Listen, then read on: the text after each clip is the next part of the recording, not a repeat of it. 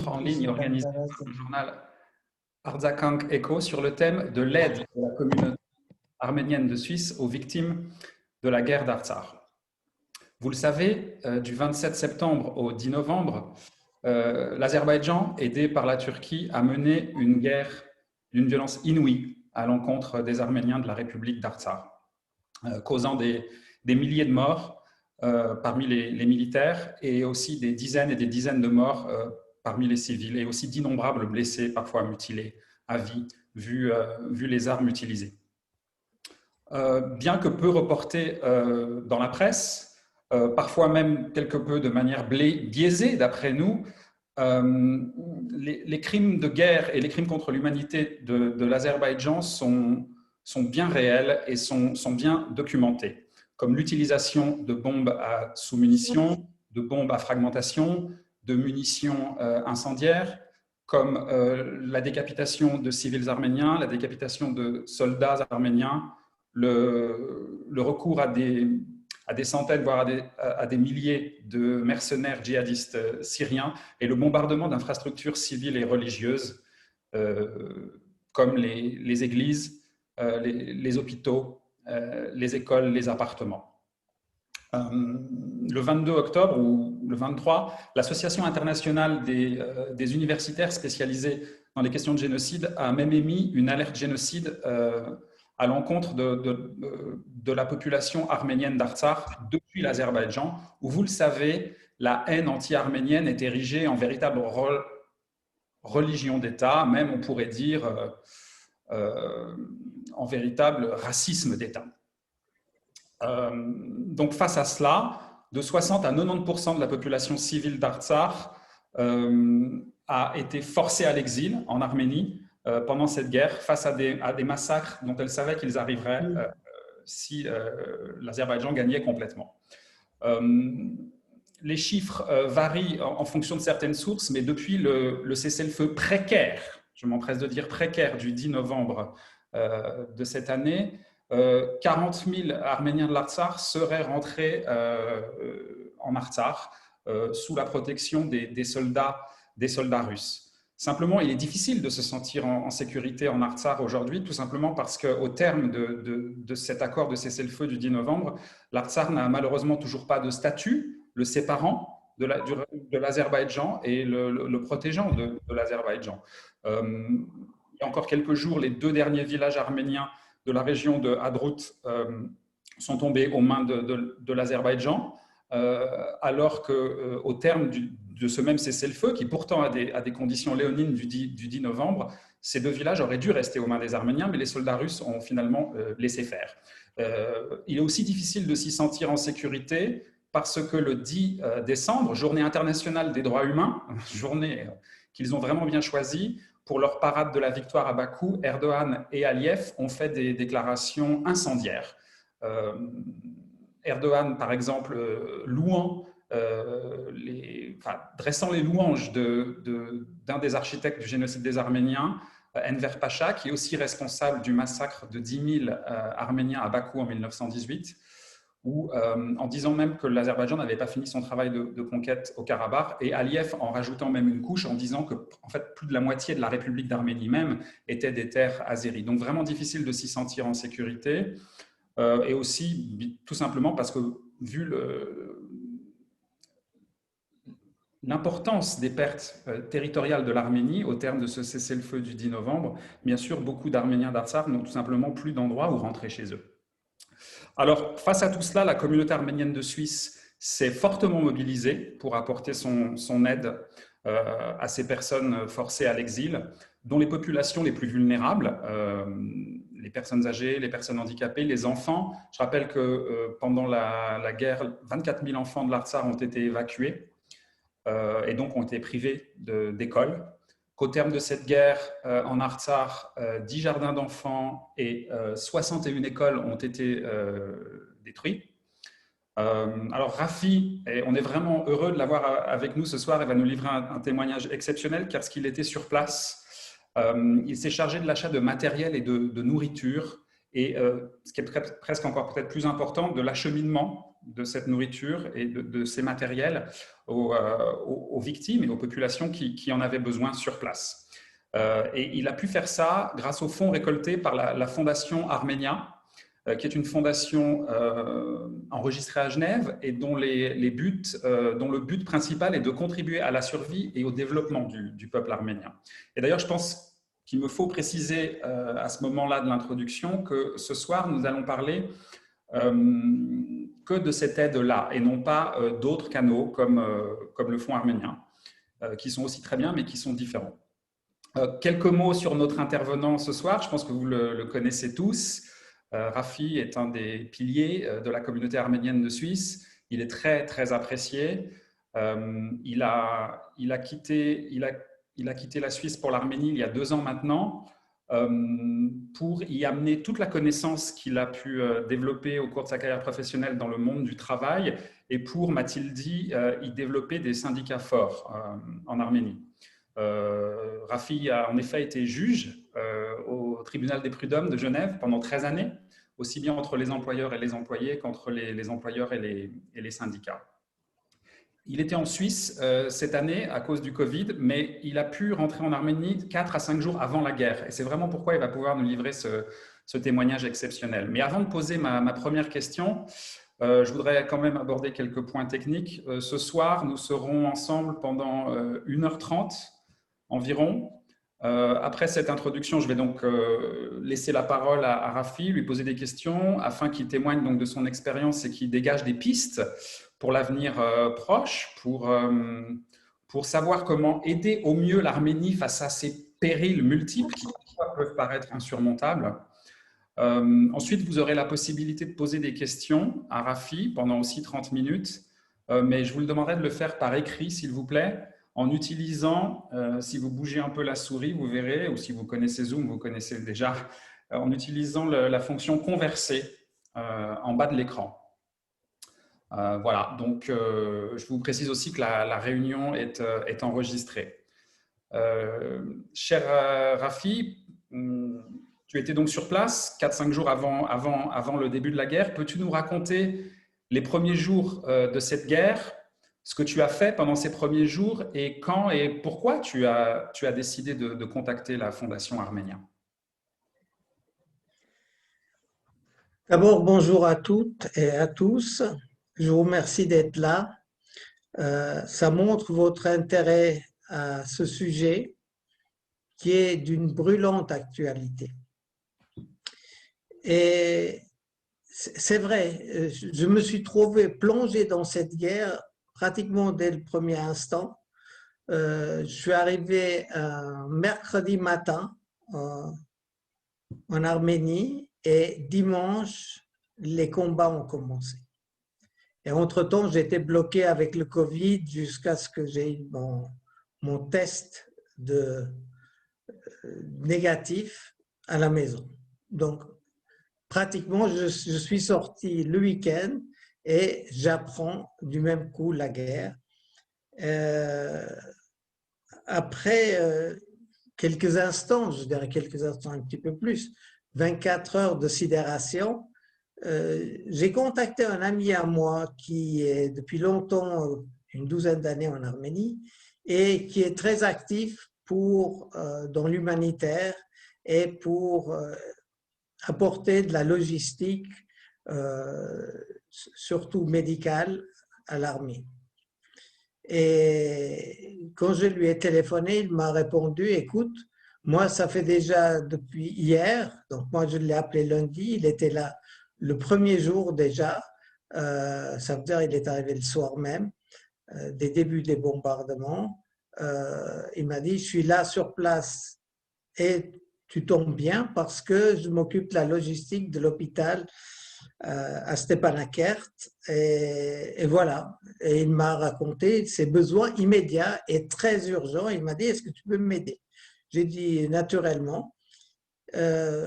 Et voilà comment ça a commencé. Je me suis rendu compte très vite que c'était tellement urgent que je n'aurais pas le temps de faire un appel d'aide pour avoir les premiers besoins. Donc, pour cette première aide, j'ai débloqué moi une dizaine de milliers de dollars pour acheter cette aide et l'acheminer, aide médicale pour l'acheminer à l'hôpital. Et nous avons rempli une fourgonnette. Il y a déjà toute une équipe qui travaille dans différentes organisations de bénévoles, entre autres l'organisation qui s'occupe de ceux qui ont subi des infirmités dues à la guerre. Et justement, l'autre organisation, c'est celui de Viken Barabian, mon ami. Viken Arabian, qui est mon ami, et qui est très engagé et qui soutiennent à peu près les mêmes objectifs. Et puis, comme ils savent les sources et comment acheter, où acheter, on a fait tout ça ensemble et on a rempli ce van pour acheminer. J'avais une seule condition, c'est que j'accompagne la marchandise de A à Z et que je vois comment c'est réparti, où ça va, etc. Donc, c'était un moment d'émotion. Je suis parti le jeudi 1er octobre, donc 4 jours après le début de la guerre, sur place avec ce matériel médical. Il y avait entre autres des brancards un petit peu plus modernes que ceux qu'ils avaient en toile. Et il y avait aussi des chaises roulantes, il y avait des pompes pour pomper le sang des plaies pendant les opérations, etc. Donc, avec tout ce matériel dont je ne connais pas tout l'usage parce que je ne suis pas moi-même médecin, on est parti sur place et on a commencé la distribution vendredi. Et on a rangé dans les dépôts, etc., de l'hôpital. Surprise, ce jour-là, alors qu'on ne s'attendait pas, ils ont commencé à bombarder la ville de Stepanakert où j'étais. Et plus particulièrement, ils ont visé l'hôpital. C'était le 2 octobre. Oui, la nuit ça a commencé la nuit du 2 au 3. Par contre, l'hôpital a été bombardé un samedi.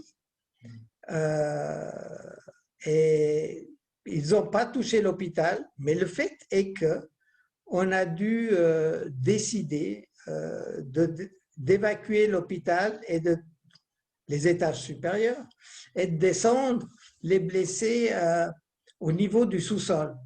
Alors, maintenant, j'ouvre une parenthèse. Sous-sol, mon ami Viken Arabian avait pour projet de réhabiliter cet espace d'entreposage en salle d'opération en sous-sol et en extension de l'hôpital, avoir aussi des possibilités d'avoir des malades ou des blessés sur place.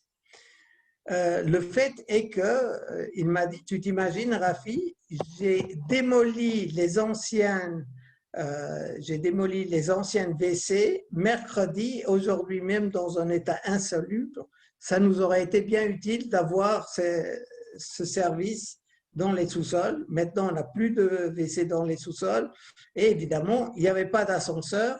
Ça faisait partie de son projet d'équiper un ascenseur pour qu'on puisse descendre avec des lits directement au sous-sol. Le fait est que, pourquoi je raconte ça, c'est que le fait est que les blessés vraiment lourds, on a dû déplacer en civière à travers les escaliers, des escaliers pas pensés pour, étroits. Vraiment, c'était chaotique. Et en bas, en sous-sol, pour pouvoir loger tout ce monde, c'était des lits superposés pour des victimes. C'est vraiment lourd. Les lits sont vraiment proches les unes des autres. Ça veut dire qu'une fois que le blessé est dedans, on a de la peine à sortir un blessé en le portant dehors de son lit. C'est vraiment des conditions lourdes à vivre. Et il ne faut pas oublier que dans le même temps, pendant qu'on fait cette opération, il y a des vagues de blessés qui arrivent en même temps. Ce n'est pas forcément des ambulances qui amènent, c'est en minibus qui viennent parce qu'il y en a beaucoup trop à la fois. Ces minibus sont utilisés de manière à ce que les blessés qu'on peut les asseoir, ils s'asseyent. Et entre les têtes, on met 2 civières pour les gens qui doivent être transportés couchés. C'est vraiment des conditions très lourdes à vivre. Ça a changé totalement ma personnalité. Les civières sont déjà pleines de sang quand on met les blessés dessus à l'arrivée. Pour les transporter dans l'hôpital même, ça veut dire qu'ils sont ou qu'ils n'ont pas le temps de nettoyer les civières. Et les couloirs étaient pleins de corps que les médecins devaient trier pour savoir le type d'urgence. Et voilà, donc ils sont baignés dans le sang, les couloirs étaient pleins de sang, des blessés vraiment lourds à voir. Moi, je ne suis pas médecin, je ne suis pas habitué à ces images. Et évidemment, j'ai vu quelques-uns mourir devant mes yeux parce qu'on n'a pas pu les sauver. Et tout ça, ça a changé ma perception de la situation. Je suis parti avec plein d'allant, j'étais parti pour aider. Et maintenant, après ce que j'ai vu, c'est devenu une obligation d'aider. Ça ne suffisait pas d'aider comme on le fait d'habitude. Je me sentais obligé de m'occuper de ce problème nuit et jour, et c'est ce que j'ai fait pendant les 44 jours qui ont suivi. Donc, une fois que les bombardements ont commencé, mes amis, tous volontaires, on m'ont dit, ta place n'est pas ici, tu ne nous es pas très utile ici, par contre, tu vas nous être beaucoup plus utile. Si tu rentres à Yerevan, tu t'occupes de récolter des fonds, tu t'occupes de nous acheminer la marchandise qu'il faut. Et ils ont voulu que je parte. Et j'ai vu, en même temps qu'on organisait mon départ, que les civils quittaient avec des bus qui étaient venus d'Yerevan d'ailleurs, ces fameux bus mauves, où on prend une centaine de personnes, même pas cinquantaine de personnes, je crois, dans ces bus-là. Ils ne sont pas très énormes, c'est ces bus chinois. Et il n'y avait pas assez de bus pour tout le monde, c'était un petit peu le Capharnaüm. C'était une débandade. Et il y en a qui partaient avec leur propre voiture, il y en a qui n'avaient pas de voiture. Et d'ailleurs, ça a posé un autre problème, c'est que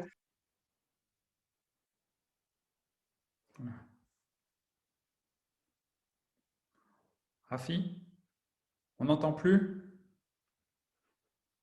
je ne sais pas depuis quand.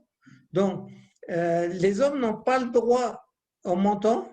Oui, mais on ne t'a pas entendu pendant 30 secondes environ. D'accord. Donc, il y en a qui partaient avec leur propre voiture pour amener leurs femmes et enfants, mais en fait, une fois arrivés à la frontière de l'Artsakh, ils ne pouvaient pas la traverser parce que les hommes n'ont pas le droit de quitter l'Artsakh pour une question de… Ils avaient peur qu'il y ait des désertions. Donc, surtout, c'était très violent sur le front. Nous, à Stepanakert, je dirais c'était light par rapport à ce qu'ils vivaient sur les villages, sur la ligne de front même. Et donc, le fait est que ces gens étaient bloqués à la frontière, donc ils ont dû organiser, et un de mes volontaires que j'ai appris à connaître, mes amis volontaires que j'ai appris à connaître là-bas, a organisé justement la relève avec ses amis volontaires de Yerevan pour qu'ils viennent chercher toutes ces familles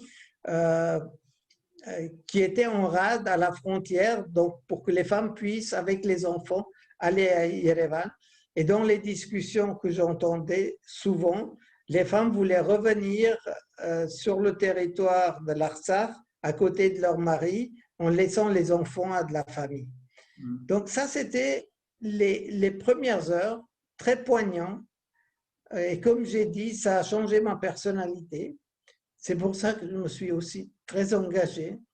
Je m'étais promis de ne pas être ému ce soir, parce qu'il y a quand même 2 mois, même plus de 2 mois qui ont passé. Mais vous voyez, quand je parle de ce sujet, je suis pris aux tripes. Et j'ai laissé derrière moi des jeunes volontaires qui étaient tous pères et mères de famille, qui ont laissé leurs enfants à Yerevan, qui étaient partis là-bas en volontaire pour pouvoir aider ceux qui étaient en détresse. Et cette nouvelle rencontre, cette nouvelle tranche de la population que j'ai rencontrée lors de la guerre m'a rempli aussi plein d'espoir pour l'Arménie, parce que j'ai vu des gens formidables et très engagés. Merci, merci beaucoup pour ce témoignage fort et émouvant où on se rend bien compte finalement l'armada à laquelle l'Arménie et l'Artsakh vraiment ont dû faire face. Mais les besoins semblent énormes. D'ailleurs, je me demandais quel montant finalement ont-ils été levés par l'intermédiaire de la Fondation Arménia Alors, et à quoi ont-ils servi? Et peut-être tu peux peut-être nous donner aussi des exemples oui, concrets. Par exemple, alors, 5 millions de drams, tu as parlé tout à l'heure. Qu'est-ce que ça permet d'acheter et à oui. quoi ça correspond en francs suisses, etc., s'il te plaît. Alors, 2 choses. D'abord, comment la Fondation arménienne intervient et pourquoi et à partir de quel moment. Rentré à Yerevan, j'ai su que je devais récolter de l'argent et j'avais besoin euh, d'un organisme pour le faire. Et comme je connais particulièrement bien la Fondation Arménia, dont je ne fais pas partie, mais dont je suis très proche, j'ai appelé mon ami Vahé et je lui ai dit, j'ai besoin que tu ouvres dans 3 comptes, dans différentes devises, à mon nom, pour que je puisse récolter de l'argent Rafi, et que je pourrais, puisque je suis seul sur place, que je puisse disposer comme je veux. Et comme il y a une confiance mutuelle, il n'y a eu aucun problème. On a ouvert ces comptes. J'ai tout de suite lancé des appels à travers mes relations, mes amis, et récolté plus de 100 000 $, très très court. Et en termes généraux, parce que je prends ma feuille parce qu'il y a des chiffres à donner. Alors, à travers la Fondation Arménia, nous avons récolté 175 000.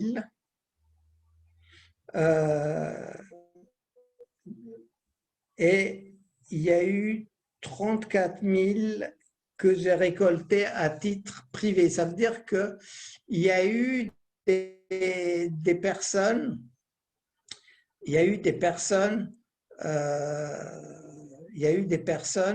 qui ont voulu me donner directement en Arménie ces sommes, qui me les ont confiées en personne. Donc, je les ai intégrées dans mon tableau Excel. On voit aussi bien dans mes entrées que dans mes dépenses, j'ai une certaine traçabilité. Ça veut dire qu'on peut tout tracer, où est parti chaque don pratiquement, et sur quel type de projet. J'ai 2 axes principaux, le médical et les réfugiés. Dans les un petit peu plus que 200 000 $ qui ont été récoltés, il reste 48 000, dont que 35 000 ne sont pas attribués. Donc, on a encore de quoi agir avec 35 000, donc ce n'est pas lourd par rapport aux ambitions que j'ai. Et puis, en gros, dans ce qui a été déjà dépensé, nous avons 133 000 dollars en gros de médical et 123 000 d'aide aux réfugiés. Il faut dire que le médical coûte beaucoup plus cher que les réfugiés. On fait beaucoup avec peu d'argent pour les réfugiés parce que le niveau de vie est bas. Par contre, tout ce qui est médical, c'est vrai que ça coûte moins cher qu'ici, les équipements médicaux, mais c'est quand même cher. Pour l'Arménie, c'est cher. Donc, c'est pour ça cette disproportion entre le médical et l'aide aux réfugiés. Merci beaucoup pour cette transparence très louable. Entre-temps, on pourrait peut-être montrer aussi le premier slide de l'aide à l'hôpital de Stepanakert. Non, là, c'est à la fin. Voilà. Non, tu as passé. C'est. Non. Le début, la première. Il te manque une. Voilà, celle-là. L'aide médicale à l'hôpital de Stepanakert. On voit jusqu'à quel point on a rempli la fourgonnette et on a distribué directement sur place. Et dans la photo en bas à droite, on voit le matériel qu'ils avaient sur place, les chaises roulantes et aussi une vingtaine de brancards alignés près de l'entrée, prêts à recevoir les blessés pour les rentrer à l'hôpital. Voilà. Donc ça, c'était l'entrée de l'hôpital où le diagnostic se faisait pratiquement à même le couloir, à même le sol dans le couloir d'entrée. Et tu disais que tu avais de grandes ambitions. Alors, quelle est l'urgence finalement aujourd'hui et qu'est-ce qu'on peut faire? Alors, il y a une chose qu'il faut préciser d'emblée. Et je l'ai senti aussi dans les comptes, l'intérêt est tombé de plus en plus et pourtant, tout le monde me félicitait pour mon travail parce qu'on a fait énormément avec peu d'argent et peu de dépenses. C'est parce que je suivais vraiment tout, aussi bien les achats que comment les amener en bout de chaîne.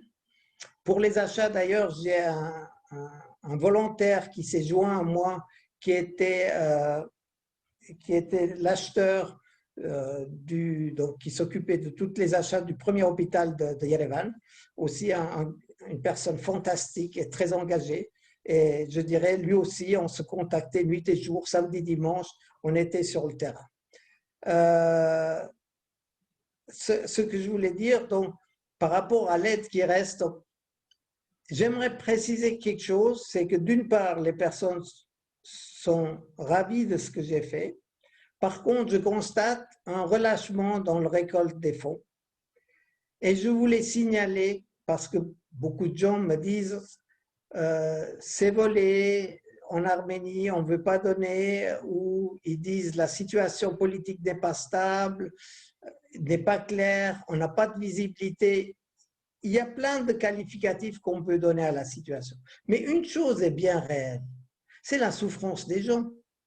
Et ça, il faut qu'on y remédie tout de suite.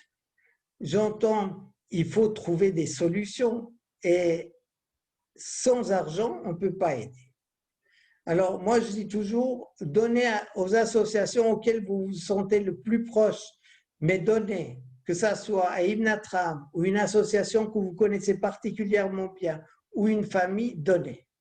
Mais soyez aussi vigilants parce qu'effectivement, j'ai vu sur place en même temps un business de l'aide. Ça veut dire que c'est devenu une nouvelle activité d'aider les autres, mais qui n'est pas forcément aussi rentable. Alors, j'aimerais rentrer dans un détail.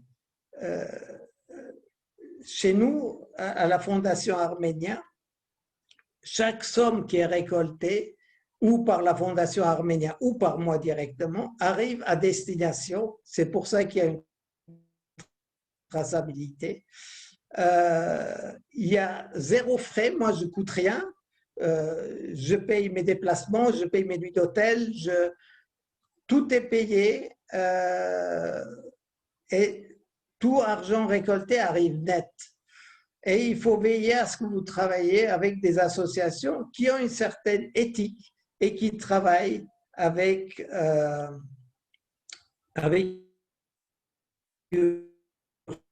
rigueur. Ça, c'est important, le mot rigueur. Et justement, je voulais aussi préciser une chose. Il est évident que je peux garder cette rigueur tant que je suis dans quelques centaines de milliers, mais en dessous d'1 million de francs. Quand on arrivera à plus qu'1 million, je devrais beaucoup plus déléguer. Donc, ce qui fait que je ne pourrais pas avoir cette même rigueur avec des gens autour de moi plus nombreuses. Et c'est pour ça que je dis, plus les sommes sont importantes, plus il peut avoir une certaine déperdition, mais il faut qu'elle soit vraiment au minimum et que ça ne soit pas un business de l'aide. Et ce business de l'aide, non seulement on trouve dans ceux qui récoltent de l'argent, mais aussi ceux qui réclament. Parce que je vois sur Facebook beaucoup de familles qui appellent à l'aide et on n'a aucune idée combien de personnes les aident. Donc, si on n'a pas de contrôle dans ce qu'on donne, si ce n'est pas de la famille proche, il vaut mieux passer par des associations auxquelles vous faites confiance. Cher Rafi. Voilà une petite précision que je voulais amener. Donc, premier message, c'est l'instabilité politique ne doit pas influencer la récolte d'argent parce que les besoins sont permanents et sont actuels. On ne peut pas attendre que la situation économique soit plus claire ou on ne peut pas s'attendre à une meilleure visibilité de l'avenir pour recommencer à aider. Et surtout, il faut que ces gens soient… On arrive devant des mois difficiles, c'est l'hiver. Et vous allez voir dans un des projets, je parle de chaussures chaudes, ça c'était je dirais, un des projets qui a eu le plus de succès, malgré que la dépense n'est pas énorme. On parle je ne vais pas dire de bêtises, de l'ordre de 2000 $ de budget, mais ça a fait énormément d'heureux sur place. Et Rafi, on sait que l'acheminement de l'aide est souvent ce qui pose problème, parce que parfois l'aide, enfin, si on n'y fait rien, elle peut pourrir, disons, dans un hangar. Et toi, quelle est ta solution pour assurer un acheminement effectif, efficace de l'aide? Alors, dans la photo d'avant, ça veut dire aide aux réfugiés, on voit les dépôts de Goris. Alors, comment je suis arrivé pour aider Goris? Ça aussi, il faut expliquer parce que j'ai passé par… c'est l'image des réfugiés, mais je crois qu'on ne voit pas les titres qui sont les unes après les autres. Voilà. Vous voyez, les dépôts, c'est ça, les dépôts de Goris. J'ai accès aux dépôts de Goris. Je vois ce qu'ils ont. J'achète pas ce qu'ils ont déjà et j'amène ce qu'il leur faut. Et ils ont déjà énormément de marchandises. Moi, j'amène un complément. Et comment je suis arrivé à Goris? Moi, dans mes activités, je suis en contact avec beaucoup d'organismes.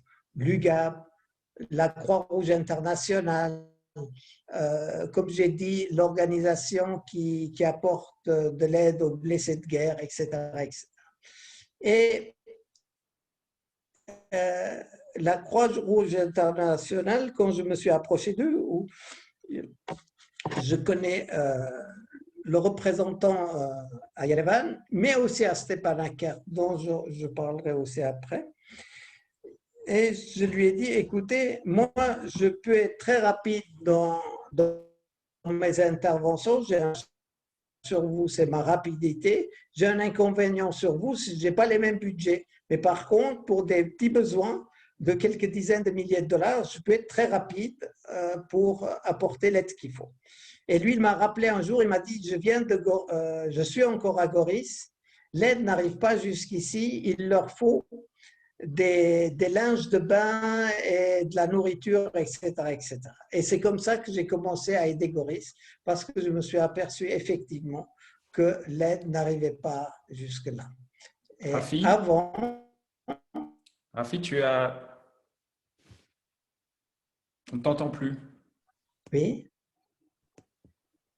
on Voilà, m'entend tu as plus. coupé un nouveau. Non, je n'ai pas coupé. C'est peut-être la connexion qui n'est pas bonne. Est-ce que je change de liaison Internet? Vous m'entendez ou pas? Là, on t'entend à nouveau, oui. Oui. Essayons. Alors, je disais, je suis arrivé à Goris sur les conseils de la Croix-Rouge internationale qui m'a dit il y a des besoins urgents qui ne peuvent pas attendre que. Oui, effectivement, il m'annonce ici votre connexion Internet est instable. Euh, donc, On nous entend. On nous dit donc, qu'on on nous entend. m'entend, je vois. Hier m'a dit qu'on m'entend. Alors, ce que je voulais dire, c'est que c'est comme ça que je suis arrivé à Goris et d'emblée, on a eu des contacts francs, ouverts, avec le préposé de la distribution d'aide. Euh, voilà, donc ce qui était bien, tout ce qu'on achetait, qu'on amenait, qu'on achetait au kilo, hein, par exemple, quand j'achète du poulet, j'achète par 500 kilos. La viande, c'est pareil. Les fromages, c'est par 300 kilos. La même chose pour les saucisses, etc., etc., les œufs. Donc, j'ai acheté sur place à Goris parce que ça ne valait pas la peine de déplacer ce genre de matériel. J'ai acheté à Erevan à des prix, certaines autres organisations s'étonnent des prix que j'ai. Et je partage toujours mes sources pour qu'un maximum d'aide puisse en profiter. Je payais pratiquement 40% moins cher qu'une autre organisation avait payé. J'ai amené des serviettes de bain à Goris, un urgent besoin, parce que les gens étaient partis vraiment avec des sacs à provisions. Ça veut dire qu'ils n'avaient pas pris grand-chose en partant. Et ils étaient toujours dans l'idée de cette guerre de 4 jours comme un maximum. Et évidemment, ça a duré beaucoup plus que 4 jours et les gens n'étaient pas préparés, ne pouvaient pas rentrer chercher ce qu'il leur fallait, etc. Et ils se sont retrouvés à l'entrée de l'hiver avec des affaires d'été. Hein, parce qu'il a fait chaud jusqu'à peu près 15 Maurice. Vous voyez, les dépôts, c'est ouvert. Je pouvais rentrer, je pouvais contrôler ce qu'il y avait. Quand j'amenais de la marchandise, ils le pesaient, ils notent dans leur registre. Et moi, j'obtenais encore avec ces mêmes valeurs un document signé par les autorités, comme quoi j'ai remis tout ça à Goris. Voilà, donc on amenait aussi des produits ménagers de Yerevan, ça veut dire j'avais acheté 100 litres d'eau de Javel. Tout était en quantité astronomique. Et voilà, je crois même que c'était 160 litres d'eau de Javel, parce que c'était des bidons qui avaient une majoration. Ça veut dire qu'on payait, je crois, 5 litres et on avait 8 litres. Cher Rafi, Donc, c'est vraiment, on a beaucoup d'aide avec peu d'argent pour les réfugiés et c'est ça qui est bien. Alors, pour revenir au truc qui moisissent dans les dépôts, c'est ce qui arrive souvent à Yerevan parce que tout est centralisé à Yerevan. Et ça, c'est un des mancos. Et quand il y a de l'aide qui arrive de l'étranger, par exemple, quand on affrète un avion ou quand on amène de la marchandise médicale, il y a des tracasseries douanières si on ne le confie pas au gouvernement pour la distribution. Et ça, c'est embêtant. C'est où eux, ils chapeautent la distribution et où nous, on doit passer par des créneaux qui sont un petit peu difficiles. Et souvent, les gens utilisent le créneau de l'État, entre guillemets, pour la distribution. Et il y a trop de marchandises à Yerevan. À un moment donné, il y avait une récolte d'habits. Ça faisait des tonnes. Je disais, mais comment ils vont pouvoir, au niveau logistique, gérer tout ça, amener tout ça sur place, jusqu'à Artsakh ou Goris, voire plus loin, Sunik ou Sisian. Donc voilà, c'est des questions que je me pose au supermarché. Comment on le fait? Rafi, ta connexion Internet doit être instable car tu coupes souvent. Un petit peu de tout pour les confier au stand qui était devant. Mais après, il faudra trier tout ça. On me dit que je suis coupé. On m'entend? Là, on t'entend, oui. Tu veux changer de connexion, le brancher sur ton téléphone? Ton Wi-Fi, tu le mets sur ton téléphone.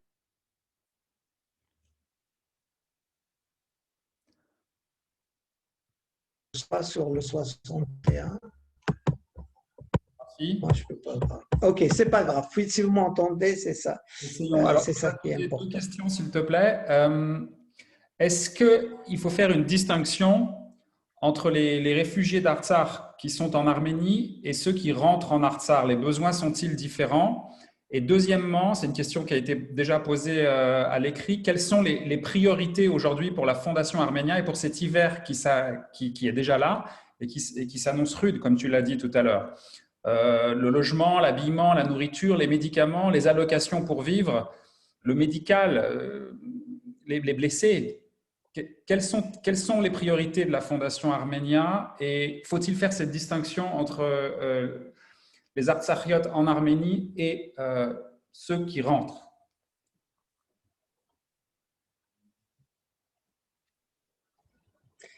À mon avis, il n'y a pas de distinction à faire parce que les deux ont des besoins et les deux besoins sont réels. On ne peut pas abandonner ceux qui ne peuvent pas retourner dans leur maison. Ce n'est pas uniquement parce qu'ils ne veulent pas retourner dans leur maison, c'est parce qu'ils ne peuvent pas. En théorie, on devrait pouvoir repeupler les domaines, les territoires tombés sous juridiction azérie par des Arméniens. Théoriquement, c'est validé par la signature.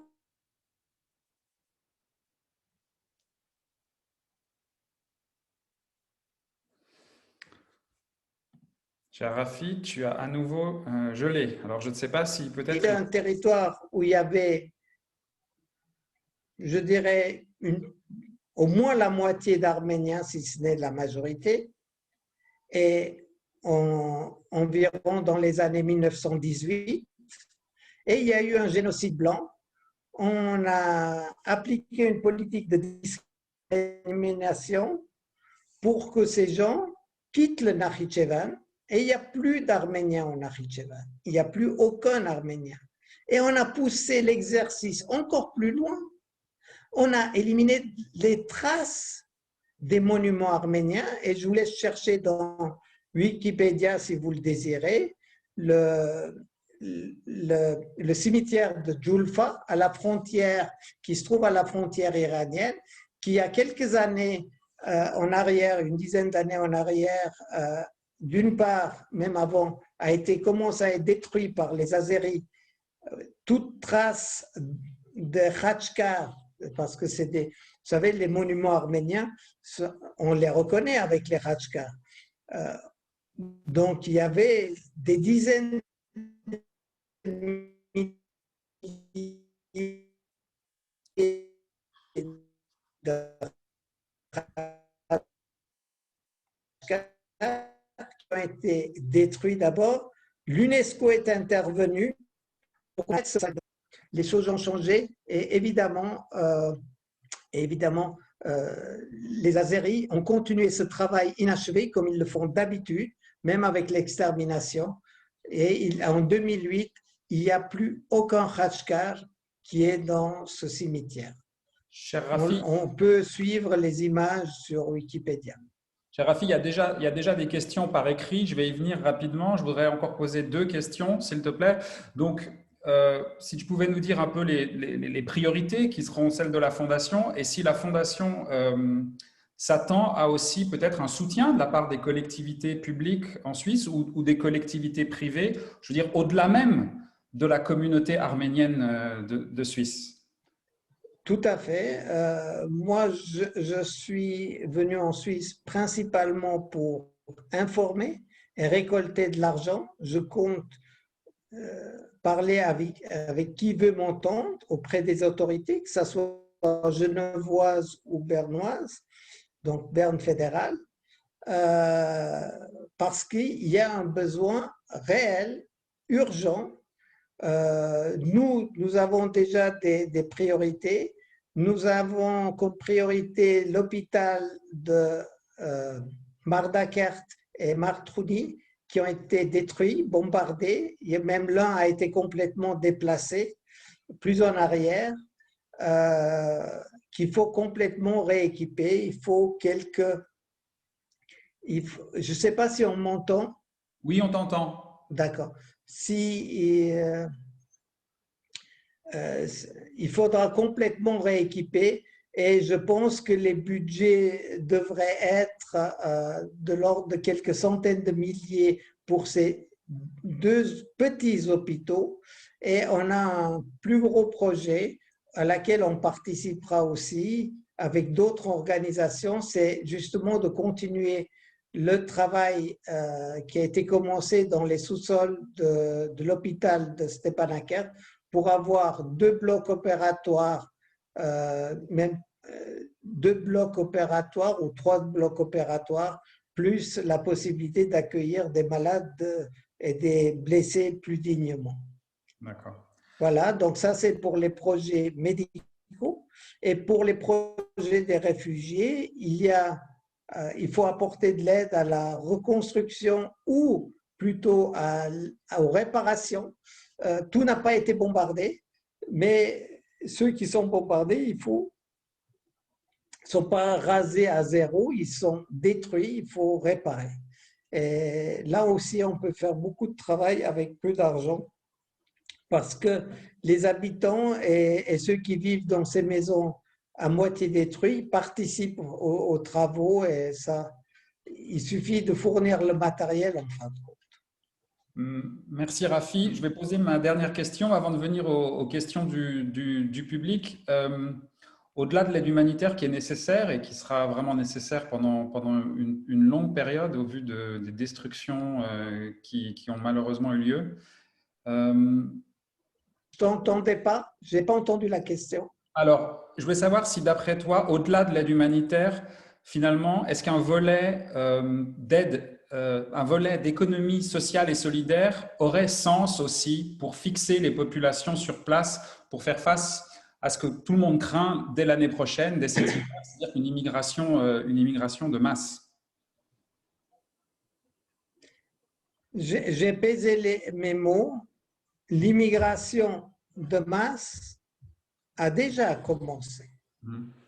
Beaucoup de gens y pensent.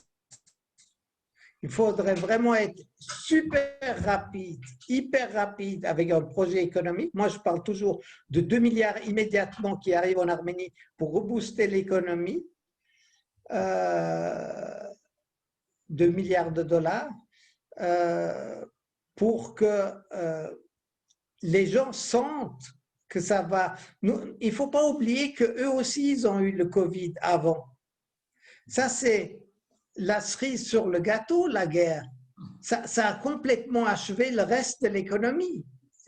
C'est un petit peu une mauvaise formule, la cerise sur le gâteau, mais c'est vraiment, c'était la vague de trop. La vague de trop, l'économie allait déjà mal à cause du Covid. Les gens avaient mangé déjà toutes leurs économies et maintenant il y a la guerre. Donc, et ils vont croire que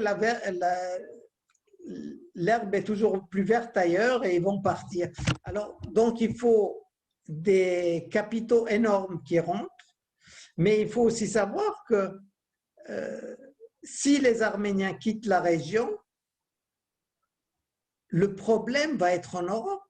Non seulement parce qu'il y aura une vague d'immigration en Europe, mais parce que l'hégémonie de la Turquie qui rêve du grand empire, nous, on n'était que l'apéro.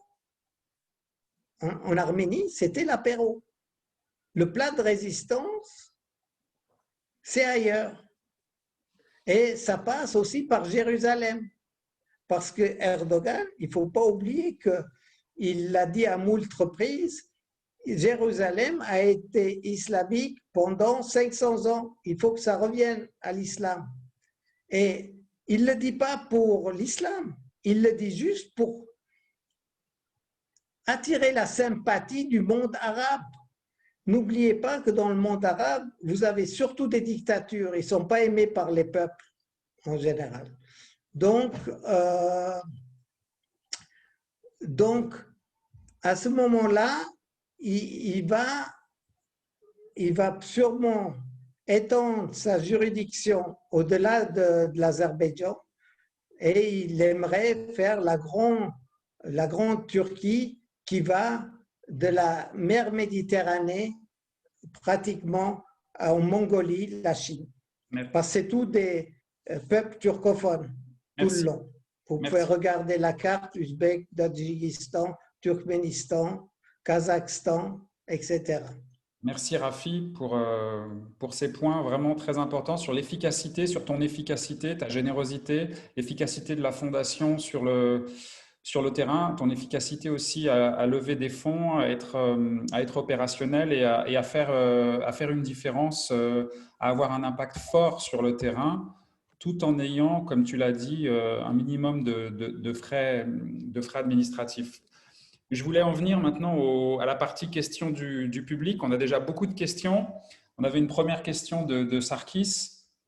Tu as déjà répondu en partie en parlant des hôpitaux de Martakert et Martouni. Donc, vous ne comptez pas travailler sur la reconstruction de l'hôpital de Stepanakert? Aussi, j'ai dit, ça c'est le projet qu'on avait commencé avant la guerre et qu'on va terminer. Donc, on va le moderniser en entier et on va ajouter le sous-sol qui est indispensable. Et une extension peut-être aussi ou non, ça c'est peut-être un peu On trop. va voir, tout dépend des fonds qu'on récolte. Plus on a de fonds, plus on peut faire des choses. Mais les besoins sont là. Et tu es en contact avec le gouvernement du Karabakh et le ministère de la Santé et des Affaires sociales? Non, je ne suis pas en contact avec eux parce que dans ces temps de guerre, c'était très difficile.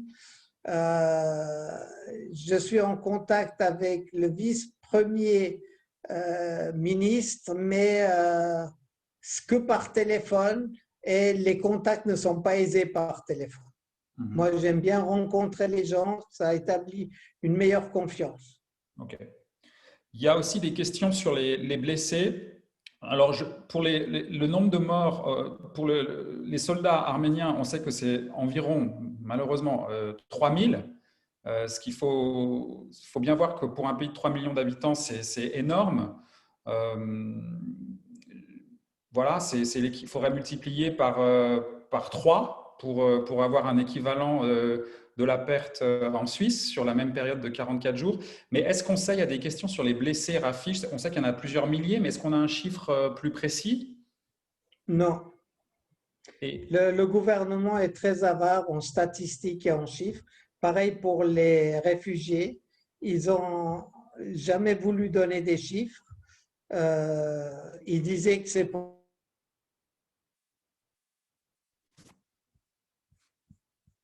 Tu as coupé, hein, Rafi?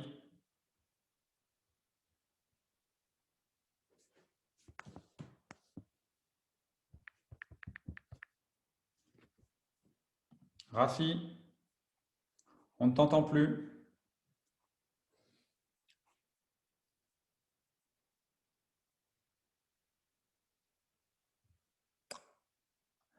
Rafi, on ne t'entend plus. 4000 morts, c'est énorme. En effet, Sarkis dit 4000. C'est comme si voilà, il y avait eu. Voilà, c'est pour se rendre compte de l'immensité du nombre de morts. C'est comme s'il y avait eu pratiquement 12 000 morts dans l'armée suisse en 44 jours. Voilà, c'est d'une violence inouïe. Et pour les blessés, on peut imaginer que malheureusement, le multiple, il y a un multiple par rapport au nombre de, de morts.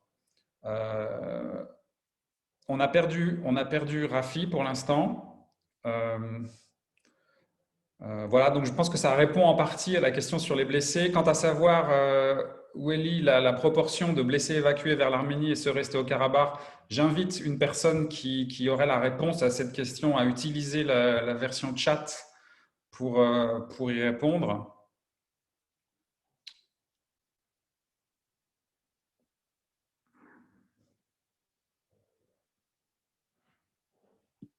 Voilà. J'ai pris le micro de Annie Mhm. pour continuer. Donc, il- presque la totalité des blessés lourds sont partis à Yerevan. Voilà. Cher Rafi, tu nous entends? Donc, presque la totalité des blessés lourds sont partis à Yerevan. Annie? Donc ça répond à la question d'Oueli. Quelles sont les conditions des écoles et connais-tu l'état et les possibilités qui sont organisées pour les enfants des familles concernées? Est-ce Oui, alors ça c'est un sujet que j'ai posé au ministère du Social parce que, euh, parce que c'était un point important. Je reprends.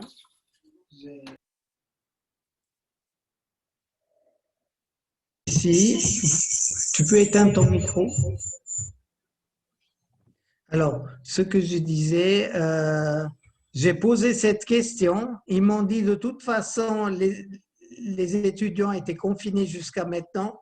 Ça va s'activer de manière vidéo et on va intégrer les réfugiés les enfants du réfugié du Karabakh. Il faut aussi donner des proportions. Les réfugiés du Karabakh sont à 80% des enfants, des jeunes. On ne voit pas des jeunes hommes, mais on voit des jeunes filles, des enfants des deux sexes. Pratiquement les enfants de plus de 16 ans ne sont pas venus. Ils ont voulu rester sur place et défendre leur territoire. Donc, c'est des enfants, donc c'est un réel problème, mais j'aimerais soulever un deuxième problème que j'ai soumis au ministre, c'est qu'ils ne parlent pas la même langue. Ils parlent un arménien qu'on ne comprend pas.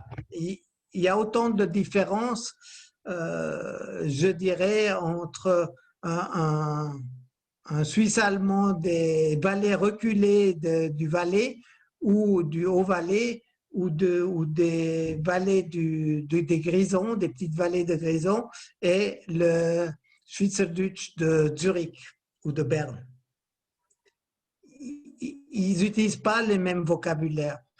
Moi, par exemple, si je comprends presque bien tout ce qui est dit en arménien à Yerevan, quand j'arrive à Stepanakert, j'ai besoin de traducteurs pratiquement. Je comprends un mot sur deux.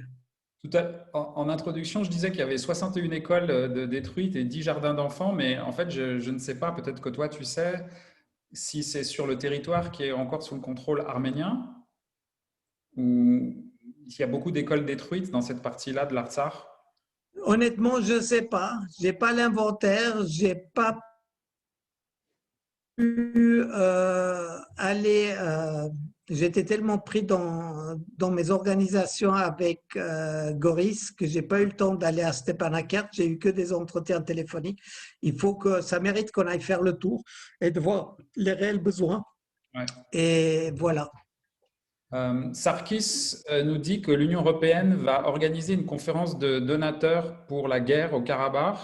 Et il demande, alors je ne sais pas si c'est adressé à toi ou si tu sais si le gouvernement arménien a des projets concrets pour pouvoir bénéficier de cette manne financière finalement et pour freiner cette immigration de masse.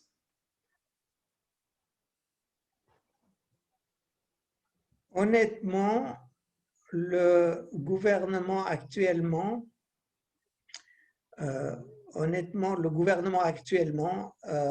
est aux abonnés absents. Tout document qui doit être signé par un ministère devient un calvaire parce qu'il trouve des prétextes innommables pour ne pas signer. Chacun reporte la responsabilité sur plus tard. Voilà, donc les hauts fonctionnaires n'agissent pas. En tous les cas, ceux que j'ai vus n'ont pas agi. Et voilà, donc tout remonte pratiquement, sûrement jusqu'au Premier ministre, pour que la responsabilité soit portée par lui et pas par un haut fonctionnaire. Je ne sais pas honnêtement. Donc, je ne sais pas s'ils sont prêts. Et entre ce qu'ils disent et la réalité, il y a encore un écart.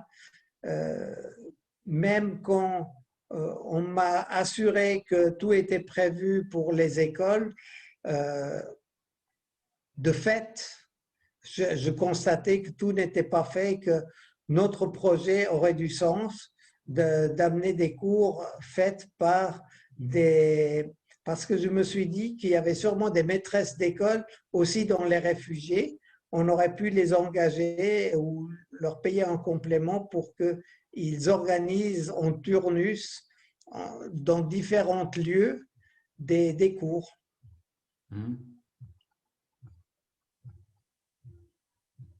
Donc, nous demande Sarkis, à quoi sert un plan Marshall s'il y a de l'argent mais pas de programme? Alors, s'il y a de l'argent, on peut, et c'est ma conviction, parce qu'il y a énormément de gens de bonne volonté et il y a plein de programmes individuels ou associatifs qui peuvent être faits en attendant qu'un gouvernement les cadre. Parce que au jour d'aujourd'hui, on ne peut pas attendre que le gouvernement soit opérationnelle pour commencer l'aide. Il faut qu'elle soit commencée tout de suite. Il est évident qu'on peut aller sur place, on peut évaluer, par exemple, je ne me rappelle plus du nouveau nom du corps suisse en cas d'aide en cas de catastrophe, qui s'appelle maintenant de l'aide humanitaire quelque chose. Ben, ils ont des missions d'évaluation, ils peuvent aller sur place, évaluer, choisir leur target, ça veut dire leur cible, annoncer leur cible aux gouvernements locaux, dire ça, je m'en occupe d'A à Z, c'est ce que j'essaye de faire moi, à plus petite échelle, et ils peuvent commencer l'aide tout de suite, et surtout garder le contrôle sous leurs ailes. Rafi, je te livre un témoignage de Michel qui dit que lors de sa première arrivée avec un envoi, il a aussi eu des problèmes de douane, mais après une séance de mise au point, les passages ont été très rapides. Et on a Anna qui te demande à Genève.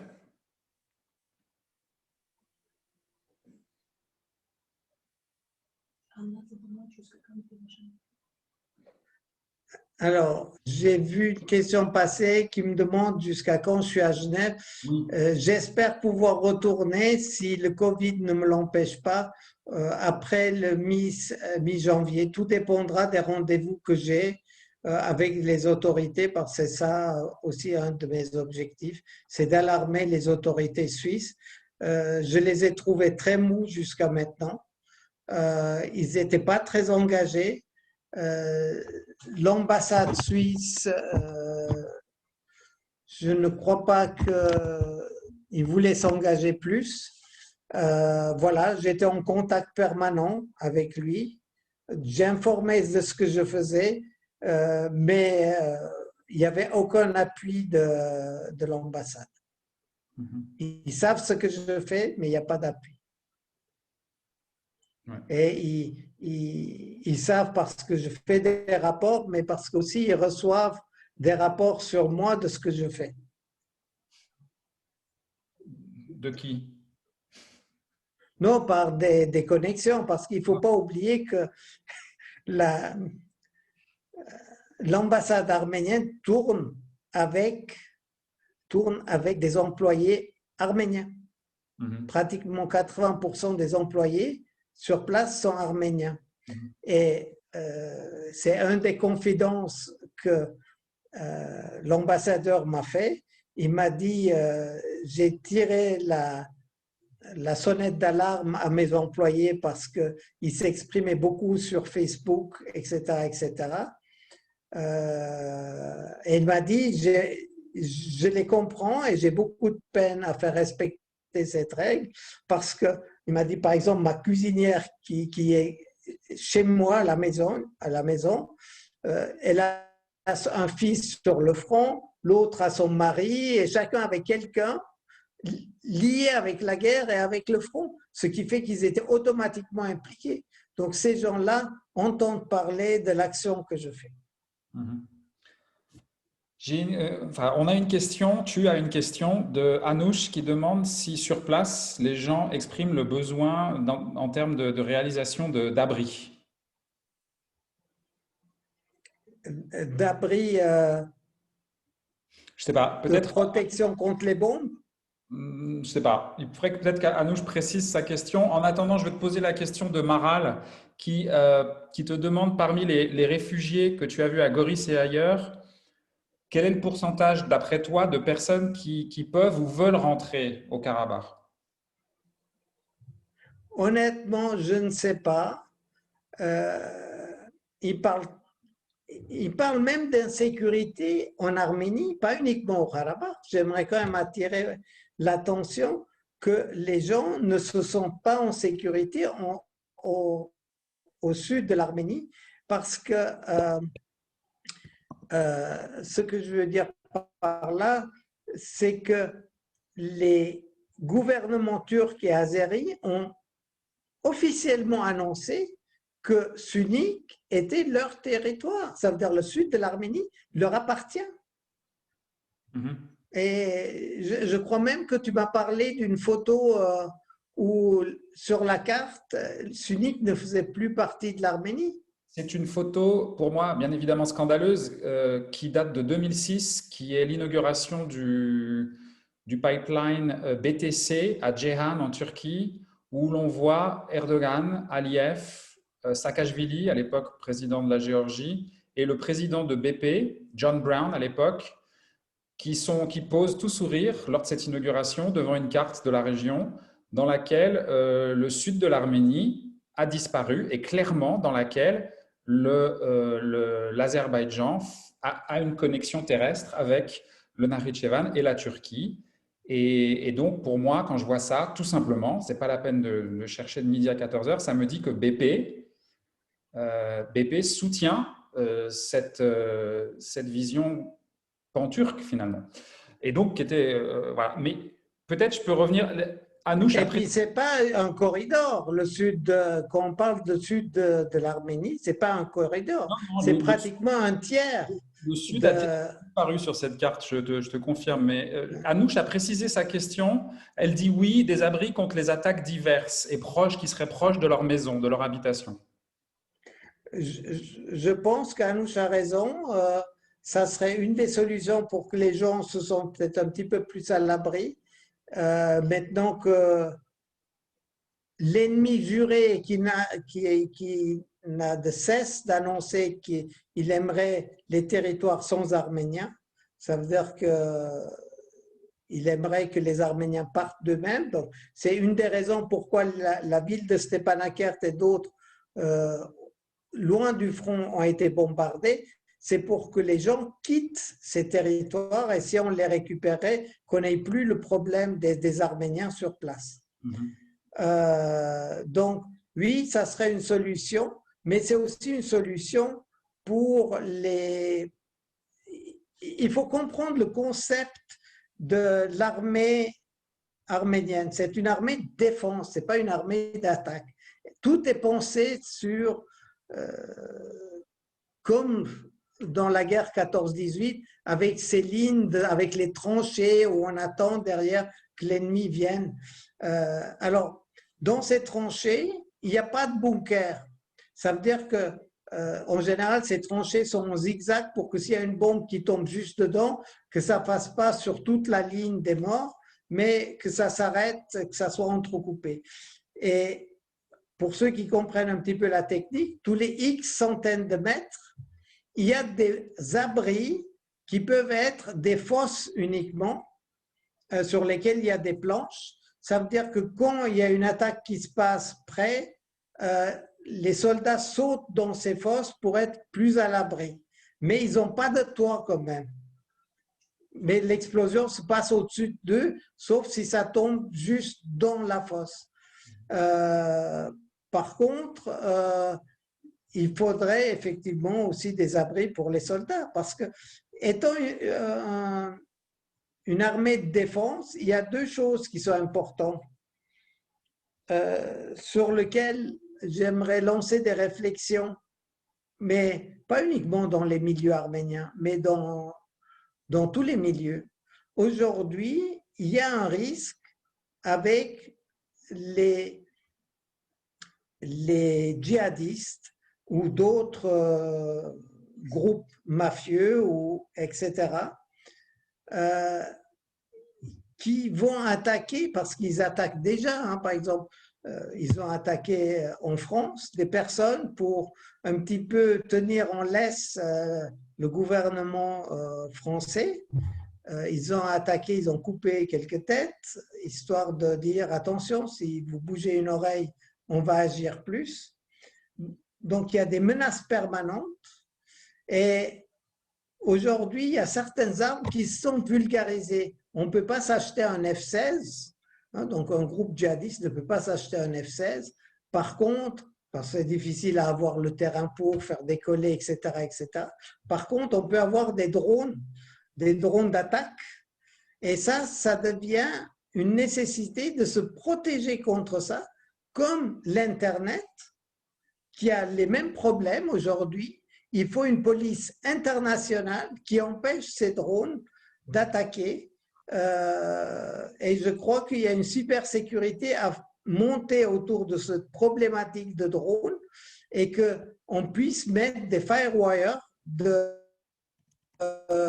drones. Ça veut dire qu'on fasse pratiquement un mur que les drones ne puissent pas traverser. C'est une question technique à résoudre d'une manière internationale, et je pense qu'il faudrait brancher beaucoup de chercheurs sur le coup, parce que ce n'est plus un problème national arménien, le problème, il est mondial, et l'Europe est la seconde vague, parce que c'est eux qui sont les plus proches de cette hégémonie de la Turquie. Merci pour cette piste intéressante, Rafi. On a une question de Maral Vuri qui nous dit que l'État français, les régions, enfin ou les collectivités publiques de manière générale en France aident financièrement l'Arménie sur un plan humanitaire. Elle demande ce qu'il en est en Suisse, à ta connaissance. Moi, étant ici, je ne suis pas au courant. J'ai demandé à l'ambassadeur de me tenir au courant s'il y avait des gens qui venaient, s'il y avait des délégations qui venaient, ou s'il y avait de l'aide qui venait, et je me suis mis à sa disposition, évidemment gratuitement. Et il m'a dit gratuitement, c'est pas possible. J'ai dit, moi, je ne vais pas être payé pour ça, donc je rétrocéderai automatiquement à l'ambassade où je ferai quelque chose avec ça. Mais voilà, donc j'ai proposé mes bons offices aussi à l'ambassade. Oui, mais Et Sarkozy on ne m'a jamais contacté ni informé. nous précise il y a 1 million de francs qui est versé au Oui, CIR. alors j'aimerais apporter une précision. Le 1 million de francs est versé à la Croix-Rouge internationale. Je dois d'ailleurs répondre sur ce sujet au Conseil fédéral parce que c'est biaisé cette réponse. C'est versé à la Croix-Rouge internationale pour les zones de guerre et il ne faut pas oublier que le Artsakh est considéré comme dépendant totalement de l'Azerbaïdjan. Ça veut dire que la partie arménienne, en grande partie, va aller à l'Azerbaïdjan. Si on a à peine un tiers de cette aide qui arrive dans les juridictions arméniennes, ça serait un maximum. Mais alors peut-être plus d'espoir au plan local avec Anna qui te dit, cher Rafi, qu'elle peut qu'elle peut demander ou qu'elle va demander un rendez-vous avec le conseil administratif de la ville de Genève pour... J'ai pas entendu le début de la question. Non, c'était juste une information pour te dire que Anna te propose un rendez-vous finalement avec la ville pour y aller ensemble, pour voir. Oui, volontiers. Et je comptais les approcher. C'est encore mieux si Anna l'organise. La ville, le canton, mais aussi le Conseil fédéral, parce que effectivement, s'ils veulent donner et ils veulent être efficaces, ou eux, ils prennent l'argent, ils vont sur place et ils organisent leur mission, ou ils confient à des associations ou des fondations comme la nôtre, Fondation Arménia, où ils savent qu'il y a un compte-rendu précis de ce qui est fait avec l'argent et que chaque franc confié est dépensé en mission sur place et il y a 0% d'administratif. Ouais.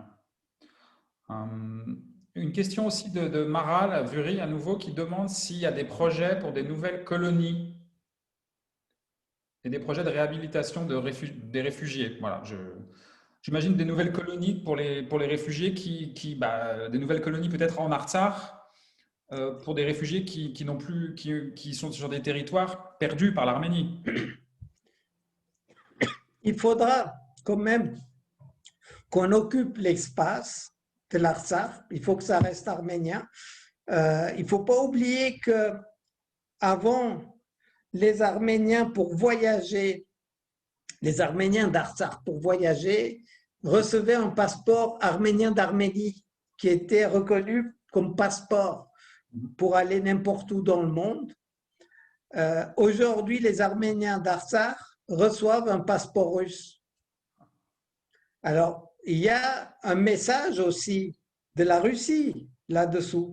Est-ce qu'on va devenir un protectorat russe comme l'Ossétie du Sud, ou etc. Je n'en sais rien. Oui.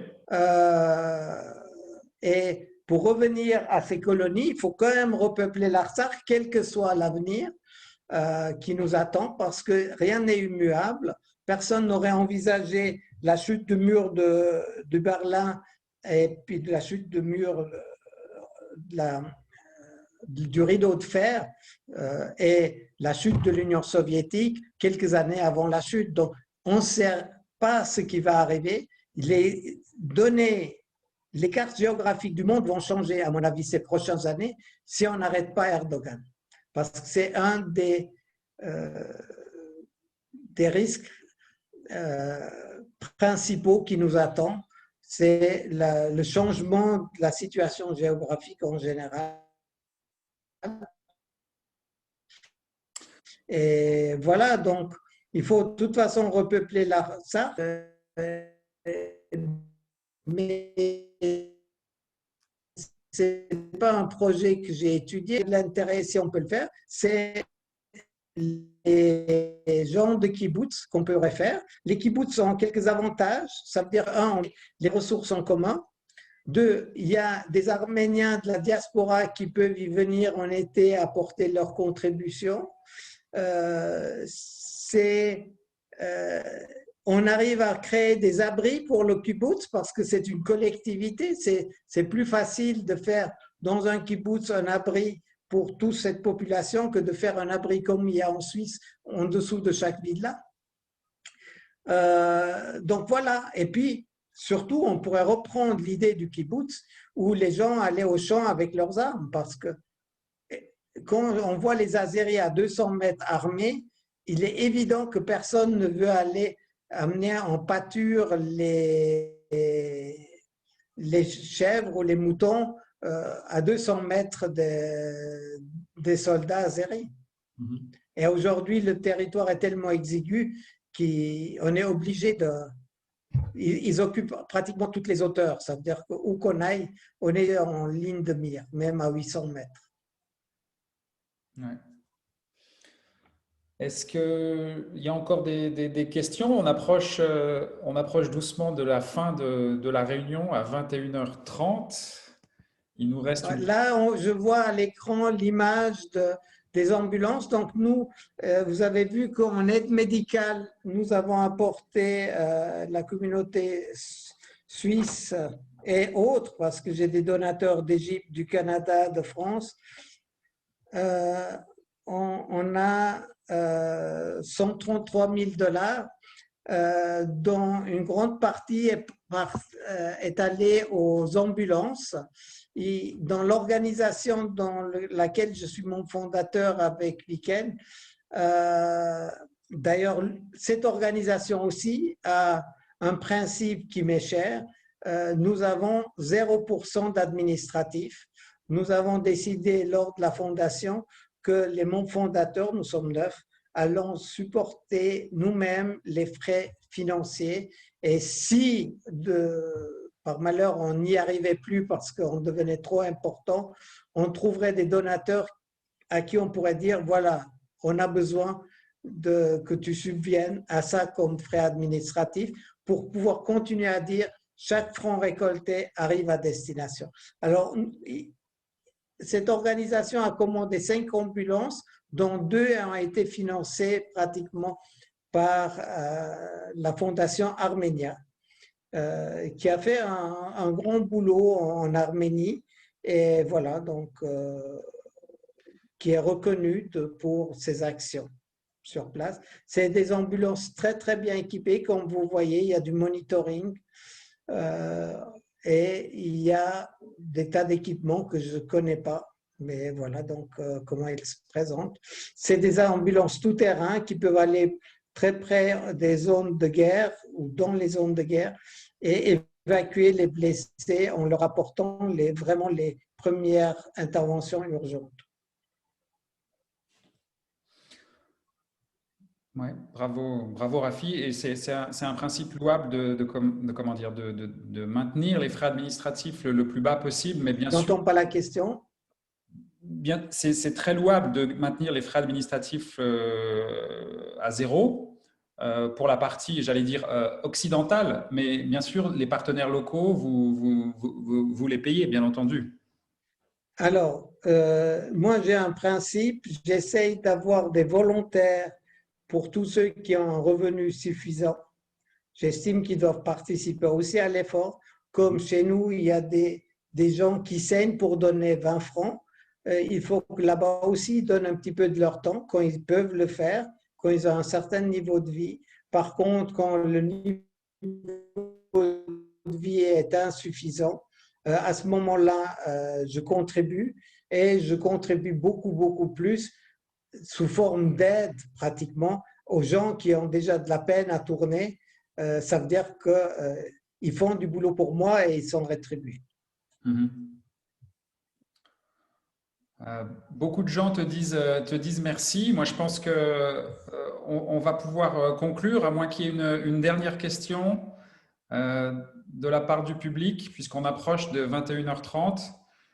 Bien, écoute, je voulais te remercier, Rafi, du fond du cœur, remercier les organisatrices, remercier Artzakank, dont c'est la première série, mais je sais qu'il y aura d'autres réunions en ligne organisées par Artzakank à l'avenir. Donc, je vous invite à vous y joindre. Je vous invite aussi à faire un don parce que vraiment, avec Rafi, on a quelqu'un en or qui fait un boulot en or, euh, qui, pour parler un langage de fundraising, a un impact fort sur le terrain, concret, mesurable.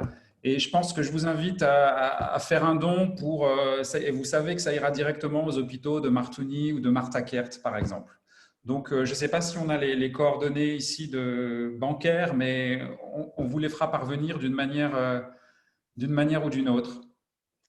Si je peux me permettre, j'aimerais aussi donc remercier Artsagang de m'avoir donné cette opportunité de prendre la parole, d'expliquer ce que nous faisons avec la Fondation Arménia sur place.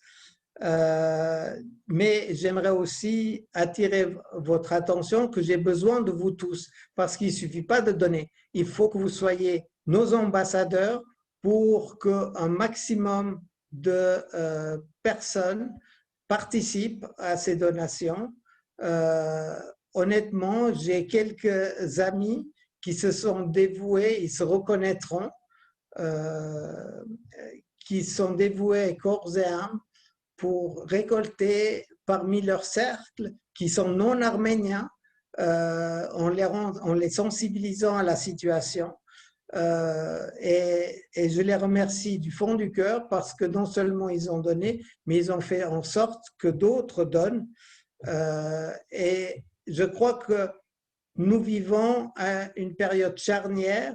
L'existence même des Arméniens en Arménie est en jeu. Honnêtement, je suis parti en Arménie il y a 2 ans avec des grands espoirs que je pouvais apporter une démocratie directe, une autre manière de penser où le citoyen était en même temps celui qui agissait comme on le fait en Suisse en créant des associations qui agissent sur le terrain, qui sont très près de la population, avec des syndicats avec lesquels on peut négocier, où on respecte les employeurs. Eh ben, je suis loin de tout ça. Aujourd'hui, l'objectif est-ce que l'Arménie va survivre ou pas? Et je parle bien de l'Arménie. Et tout ça dépend de vous, dépend du monde occidental. Est-ce qu'ils vont donner la priorité aux dictateurs ou est-ce qu'ils vont donner la priorité aux démocraties? Tout ce qu'on a eu comme dégâts ont été faits avec des technologies qui viennent de chez nous, ici sur place, en Suisse, en Autriche, en Allemagne, au Canada, en France. Toutes les technologies qu'on les a reçues sur la tête en bombe viennent d'ici. Alors, à nous de décider, est-ce qu'on veut que l'Arménie, cette terre chrétienne, reste dans l'océan du monde islamique ou pas? Parce que, et j'aimerais attirer l'attention que ce n'est pas une bataille islam contre chrétien, c'est une bataille de nationalisme. Ça veut dire qu'on est dans la même situation que la montée du nazisme qui a utilisé Gott mit uns, ça veut dire Dieu est de notre côté, comme, je dirais, porte-drapeau. Ce n'était pas des croyants, c'était surtout des nationalistes. Et là, nous avons affaire au nationalisme azéro-turc. Voilà, donc c'est à nous, je compte sur vous, vous devez être nos ambassadeurs, vous devez d'une part récolter de l'argent si on veut être utile et que ce peuple puisse survivre sur place, mais aussi rendre attentifs nos gouvernements que sans eux, l'Azerbaïdjan ni la Turquie auraient gagné, auraient pu s'introduire en Arménie. Merci. Voilà, donc j'ai dit ce que j'avais à dire et je vous remercie tous. Merci pour ces mots très forts et pour ton engagement. Et je vous souhaite à toutes et à tous une bonne soirée. Merci à vous tous. Au revoir. Merci.